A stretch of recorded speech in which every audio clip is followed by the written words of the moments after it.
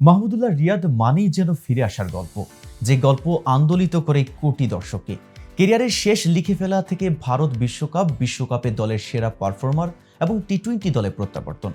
এরপর জায়গা করে নিলেন আসন্ন টি-20 বিশ্বকাপের বাংলাদেশ দলে। আন্তর্জাতিক ক্রিকেটে মাহমুদের কেরিয়ারের প্রতি পদে পদেই রোমাঞ্চ। তাহলে কেমন ছিল বাংলাদেশ ক্রিকেটের এই নীরব যোদ্ধার বারবার ফিরে আসার রোমাঞ্চকর গল্পটা? চলুন এই বিষয়ে বিস্তারিত জেনে নেওয়া যাক এই ভিডিওতে। আর আপনাদের সাথে আছে আমি মেহেদি হাসান।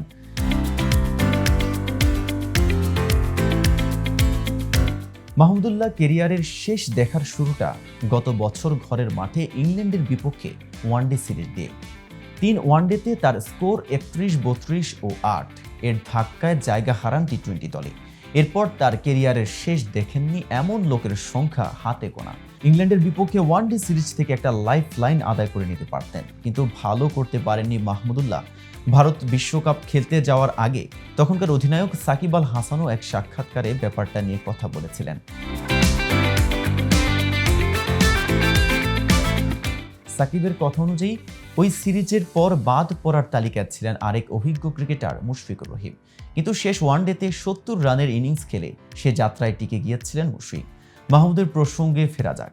ইংল্যান্ডের বিপক্ষে ওই সিরিজের পর ভারত বিশ্বকাপের আগে আর দলে জায়গা হয়নি তার, তবে তিনি হাল ছাড়েননি। নীরব লড়াই চালিয়ে গেছেন নিজের সঙ্গে। চারদিকের আলোচনার ঝড় এড়িয়ে গেছেন সচেতনভাবেই। সেটার ফলও পেয়েছেন ধীরে ধীরে।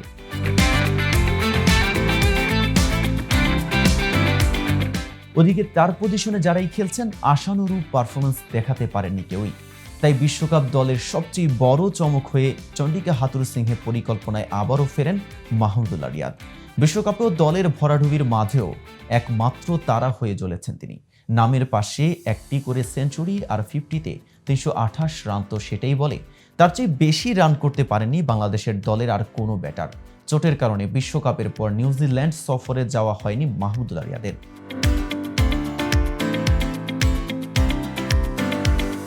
তখনও মাহমুদের টি-20 দলে ফেরার কোনোই আলোচনা নেই। টি-20 দলে তার কেরিয়ারের শেষ লেখা হয়ে গিয়েছিল যে আরও আগে। অধিনায়কত্ব তো হারিয়েছিলেনই, 2022 বিশ্বকাপের আগে এশিয়া কাপ থেকে দলেও জায়গা হারান। অস্ট্রেলিয়ায় গত টি-20 বিশ্বকাপেও যাওয়া হয়নি তার। ধরে নেওয়া হয়েছিল দুবাইয়ে শ্রীলঙ্কার বিপক্ষে ম্যাচটাই 20 ওভারের ক্রিকেটে মাহমুদের শেষ ম্যাচ।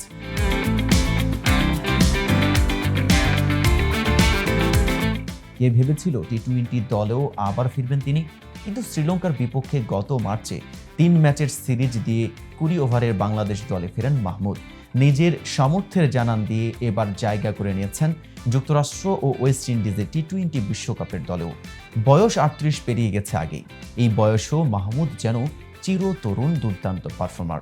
তো ভিউয়ার্স, এ সম্পর্কে আপনার কোনো মতামত থাকলে জানাতে পারেন কমেন্ট বক্সে। আর ভিডিওটি ভালো লাগলে লাইক শেয়ার করতে ভুলবেন না। আজ এই পর্যন্তই। এতক্ষণ সাথে থাকার জন্য ধন্যবাদ।